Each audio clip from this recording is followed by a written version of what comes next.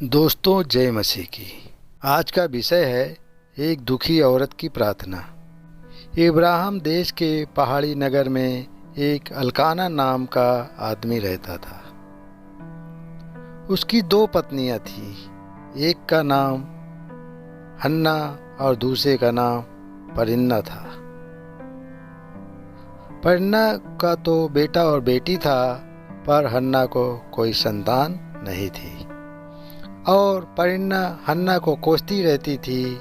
हमेशा हन्ना इसी वजह से बहुत दुखी रहा करती थी। आप समझ सकते हैं कि जिसका सौतन हो उस पर क्या बीतती है।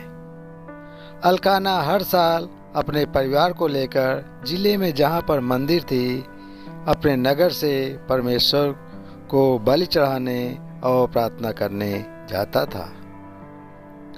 अल्काना हन्ना से बहुत प्यार करता था। वहीं दूसरी तरफ हन्ना को उसकी सौतन बाज कहकर सताती रहती थी। हन्ना कभी कभी तो इतनी दुखी होती थी कि खाना तक नहीं खाती थी। अल्काना उसे मना कर कहता, हे हन्ना, तू क्यों रोती है और खाना क्यों नहीं खाती हो? और तेरा मन क्यों उदास है? क्या तेरे लिए मैंने 10 बेटों से भी अच्छा खाना नहीं खिलाया?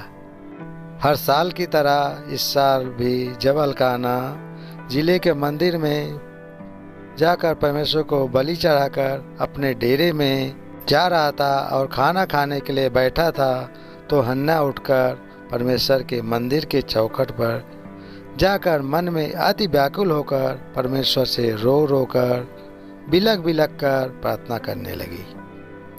हे ईश्वर, मेरे साथ ही ऐसा क्यों अत्याचार? मेरी सौतन मुझे रात दिन क्यों सताती है और क्यों दुख देती है?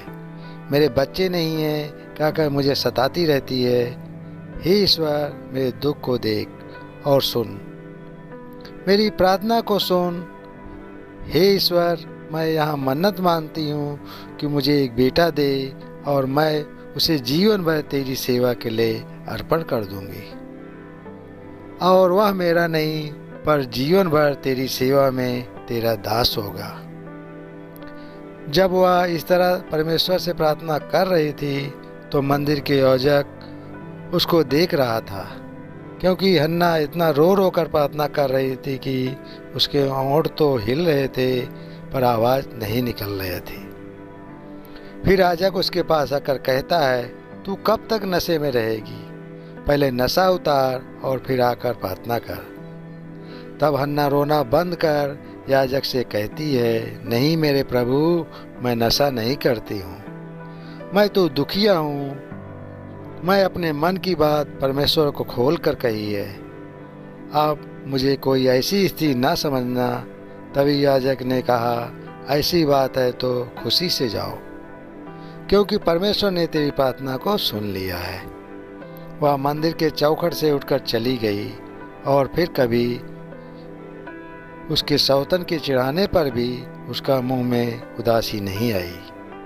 कुछ दिनों में ही हन्ना गर्भवती हुई और उसको एक प्यारा सा बेटा हुआ। उसका नाम शमूएल रखा गया। धन्यवाद। आमीन।